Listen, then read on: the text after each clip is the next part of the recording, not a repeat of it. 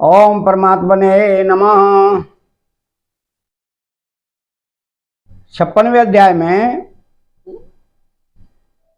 स्यमंतक मणि की कथा, जामवंती और सत्यभामा के साथ श्री कृष्ण का विवाह। तो श्री सुखदेव जी कहते हैं कि परीक्षित, सत्राजित ने श्री कृष्ण को झूठा कलंक लगाया था। फिर उस अपराध का मार्जन करने के लिए उन्होंने स्वयं स्यमंत मणि सहित अपनी कन्या सत्यभामा भगवान श्री कृष्ण को सौंप दी। राजा परीक्षित ने पूछा कि भगवान, सत्राजित ने भगवान श्री कृष्ण का क्या अपराध किया था? उसे स्यमंतक मणि कहां से मिली और उसने अपनी कन्या उन्हें क्यों दी? तो श्री सुखदेव जी ने कहा कि परीक्षित, सत्राजित भगवान सूर्य का बहुत बड़ा भक्त था। वो उसकी भक्ति से प्रसन्न होकर उसके बहुत बड़े मित्र बन गए थे। सूर्य भगवान ने ही प्रसन्न होकर बड़े प्रेम से उसे स्यमंतक मणि दी थी। सत्राजित उस मणि को गले में धारण कर ऐसा चमक लगा मानो स्वयं सूर्य ही हो। परीक्षित, जब सत्राजित द्वारका में आया तब अत्यंत तेजस्विता के साथ लोग उसे पहचान न सके। दूर से ही उसे देखकर लोगों की आंखें उसके तेज से चौंधिया गईं।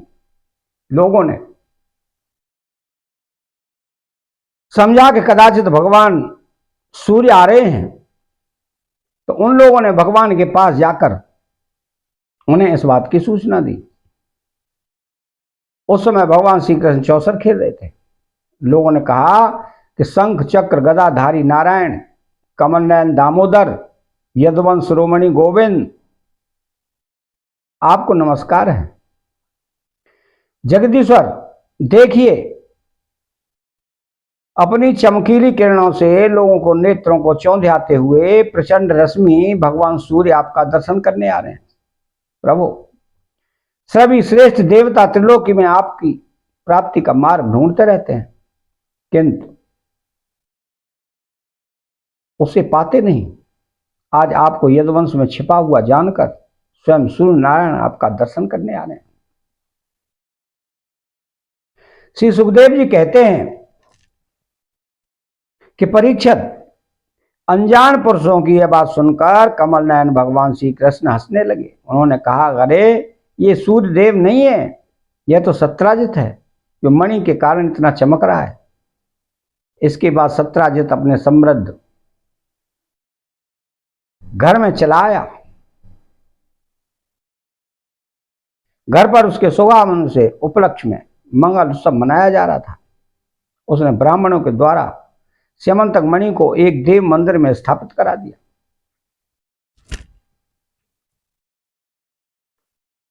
परीक्षित, वह मणि प्रतिदिन 8 भार सोना दिया करती थी और जहां वह पूजित होकर रहती थी वहां दुर्भिक्ष, महामारी, ग्रह पीड़ा, सर्प भय, मानसिक और शारीरिक व्यथा तथा मायावियों का उपद्रव आदि कोई भी अशुभ नहीं होता था। एक बार भगवान श्री कृष्ण ने प्रसंगवश कहा कि सत्राजित, तुम अपनी मणि राजा उग्रसेन को दे दो। परंतु वह इतना लोभी था कि भगवान की आज्ञा का उल्लंघन होगा, इसका कुछ भी विचार न करके उसे अस्वीकार कर दिया। एक दिन सत्राजित के भाई प्रसेन ने उस परम प्रकाशमयी मणि को अपने गले में धारण कर लिया। तो फिर वह घोड़े पर सवार होकर शिकार खेलने वन में चला गया। वहां एक सिंह ने घोड़े से प्रसेन को मार डाला और उस मणि को छीन लिया। वह अभी पर्वत की गुफा में प्रवेश कर ही रहा था कि मणि के लिए ऋक्षराज जामवान ने उसे मार डाला। उन्होंने वह मणि अपनी गुफा में ले जाकर बच्चे को खेलने के लिए दे दी। उसने अपने भाई प्रसेन के न लौटने से उसके भाई सत्राजित को बड़ा दुख हुआ। वह कहने लगा कि बहुत संभव है श्री कृष्ण ने ही मेरे भाई को मार डाला हो। क्यों? कि वह मणि गले में डालकर वन में गया था। सत्राजित की यह बात सुनकर लोग आपस में कानाफूसी करने लगे। जब भगवान श्री कृष्ण ने सुना कि यह कलंक का टीका मेरे ही से लगाया गया है, तब वे उसे धो बहाने के उद्देश्य से नगर के कुछ सभ्य पुरुषों को साथ लेकर प्रसेन को ढूंढने के लिए वन में गए। वहां खोजते खोजते लोगों ने देखा कि घोर जंगल में सिंह से ने प्रसेन और उसके घोड़े को मार डाला है। जब वे लोग सिंह के पैरों का चिन्ह देखते हुए आगे बढ़े, तब उन लोगों ने यह भी देखा कि पर्वत पर एक रीछ ने सिंह को भी मार डाला। भगवान श्री कृष्ण ने सब लोगों को बाहर ही बिठा दिया और अकेले ही घोर अंधकार से भरी हुई ऋक्षराज की भयंकर गुफा में प्रवेश किया।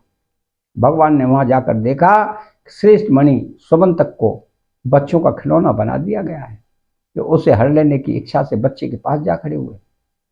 उस गुफा में एक अपरिचित मनुष्य को देखकर बच्चों की धाय भयभीत की भांति चिल्ला उठी। उसकी चिल्लाहट सुनकर परम बली ऋक्षराज जामवान क्रोधित होकर वहां दौड़ आए। परीक्षित, जामवान उस समय कुपित हो रहे थे। उन्हें भगवान की महिमा, उनके प्रभाव का पता न था। उन्होंने उसे एक साधारण मनुष्य समझ लिया। वे अपने स्वामी भगवान श्री कृष्ण से युद्ध करने लगे।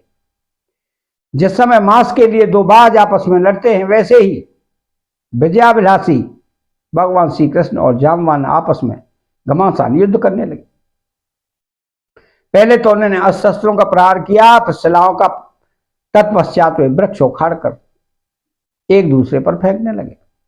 अंत में उनमें बाहु युद्ध होने लगा। परीक्षित, वज्र प्रहार के समान कठोर घूंसों से आपस में वे 28 दिन तक बिना विश्राम किए रात दिन लड़ते रहे।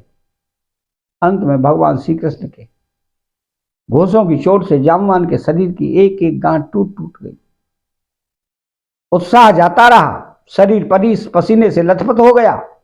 तब उन्होंने अत्यंत विस्मित चकित होकर भगवान श्री कृष्ण से कहा, प्रभु, मैं जान गया आप ही समस्त प्राणियों के स्वामी, रक्षक, पुराण पुरुष भगवान विष्णु हैं। आप ही सबके प्राण, इंद्रिय बल, मनोबल और शरीर बल हैं।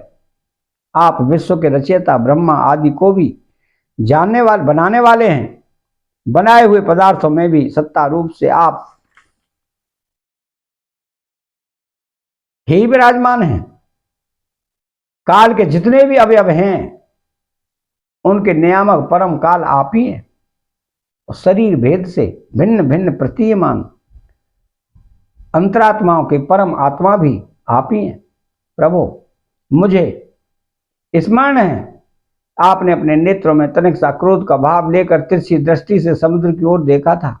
उस समय समुद्र के अंदर रहने वाले बड़े बड़े नाग, घड़ियाल, मगरमच्छ क्षुब्ध हो गए थे और समुद्र ने आपको मार्ग दे दिया था।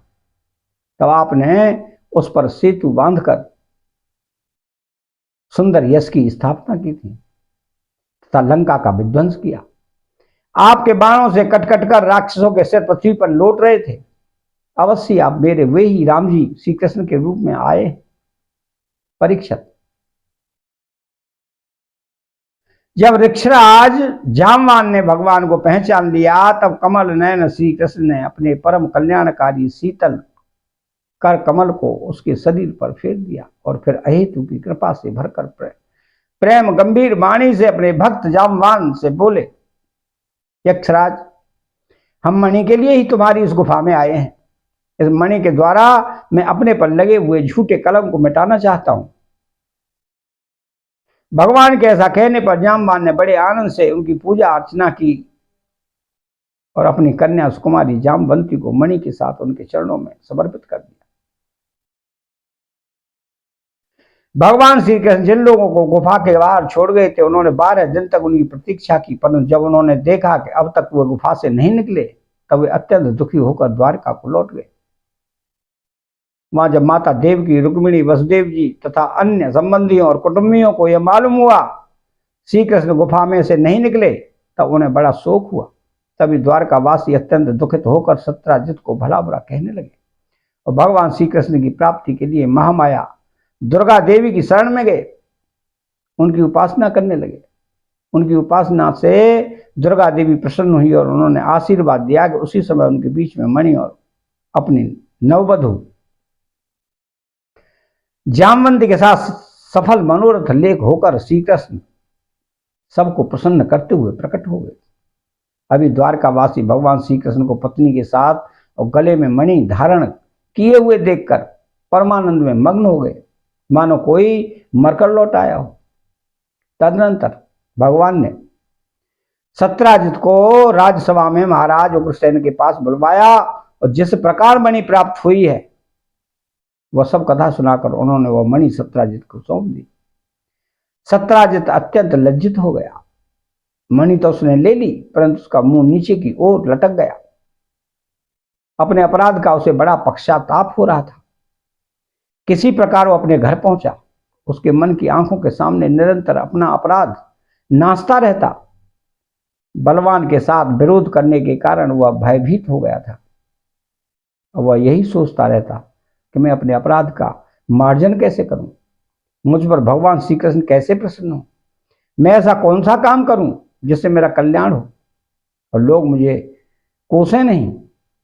सचमुच में अदूरदर्शी क्षुद्र हूं। धन के लोभ में मैं बड़ी मूर्खता का काम कर बैठा।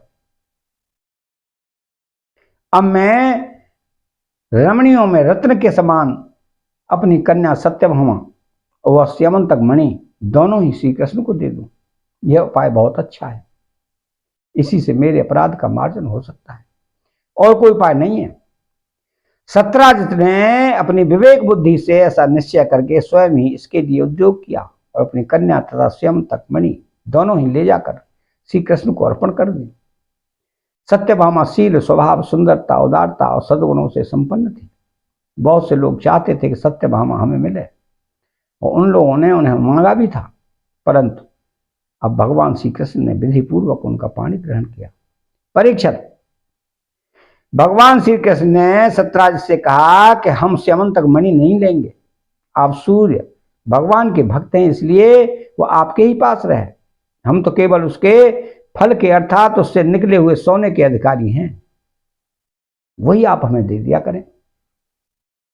अतः 56वां अध्याय यहां समाप्त होता है। चैनल को सब्सक्राइब करें, बेल आइकन घंटी को दबाएं और कमेंट बॉक्स में श्री राधे कृष्ण लिखें। जय श्री कृष्ण।